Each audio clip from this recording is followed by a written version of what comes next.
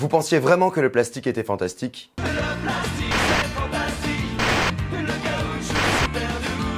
Pour les océans, il serait plutôt dramatique.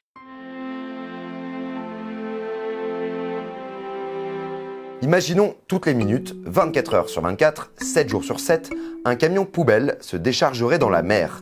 Sur un an, cela ferait 8 millions de tonnes de plastique qui finiraient dans l'océan. Choquant, c'est pourtant bien de cela dont il s'agit. L'image illustre tristement l'état critique des océans. Au total, l'amas de plastique que l'on y trouve mesurerait 6 fois la surface de la France, dont la moitié se situe dans l'océan Pacifique Nord. Ces espaces de plusieurs milliers de kilomètres carrés, on les appelle les zones ordures. Elles sont formées par des gyres, d'immenses tourbillons créés par les vents et les courants qui entraînent les déchets. Il y en a 5 principaux dans le monde, 2 dans l'Atlantique, 2 dans le Pacifique et 1 dans l'océan Indien. L'île d'Henderson, située au milieu du Pacifique, non loin du plus gros vortex de plastique au monde, reflète bien ce phénomène. Selon le Royal Society for the Protection of the Birds, on y recense 671 morceaux de plastique par mètre carré, soit 17 tonnes de déchets.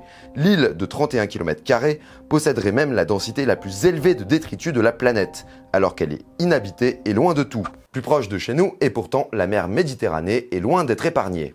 D'après un rapport du WWF, si la mer Méditerranée ne représente qu'1% des eaux mondiales, on y trouve 7% des microplastiques totaux des mers et océans. Un microplastique mesure moins de 5 mm et est invisible à l'œil nu. Ces petites particules, fruits de la désintégration des bouteilles, briquets et autres déchets, irradient les océans et finissent dans nos assiettes. 18% des thons et espadons que nous consommons ont ainsi des microplastiques dans leurs estomacs. Et que dire des coquillages, très prisés des Français? Un consommateur moyen pourrait ingérer jusqu'à 11 000 morceaux de microplastiques par an, rien qu'avec des moules ou des huîtres. Difficile pourtant d'en mesurer l'impact, ces particules sont tellement infimes que la recherche sur le sujet est encore très limitée.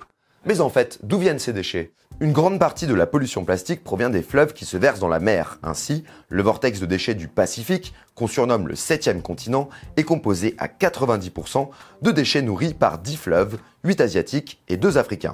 Et si ça continue comme ça, selon la fondation Ellen MacArthur, en 2050, il y aura plus de déchets que de poissons en volume dans nos océans. Les produits plastiques à usage unique comme les couverts, assiettes, coton-tiges, gobelets ou les pailles, avec le matériel de pêche, sont responsables de 70% des déchets marins en Europe. Attention, vidéo choquante. Okay, I'm filming. You can go for it, Mr. Surgeon.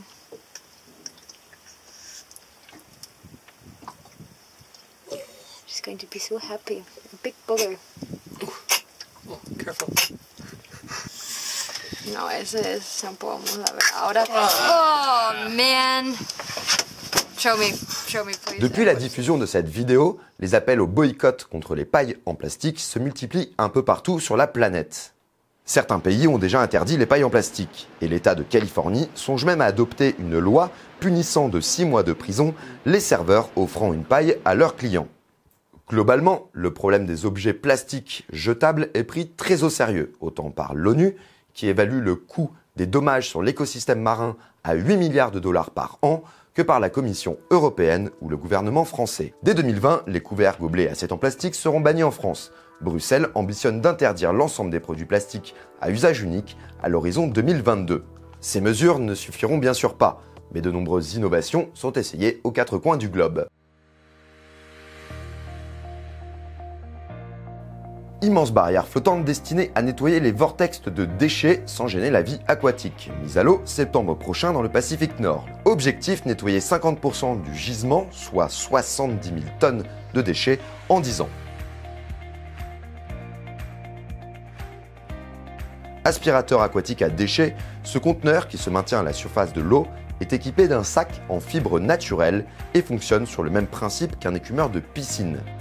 Déjà commercialisé dans les ports uniquement. L'objectif est de nettoyer 1,5 kg de déchets par jour et par conteneur. Et des navires, comme le plastique Odyssey qui carbure aux déchets plastiques, le projet Manta d'Yves Bourgnon, ce quadrimaran équipé d'un long peigne pour récupérer les microplastiques qui échappent au filtre. Derrière ce constat amer, existent donc des motifs d'espoir pour pouvoir continuer à contempler la beauté de la nature et de ce qui compose nos océans.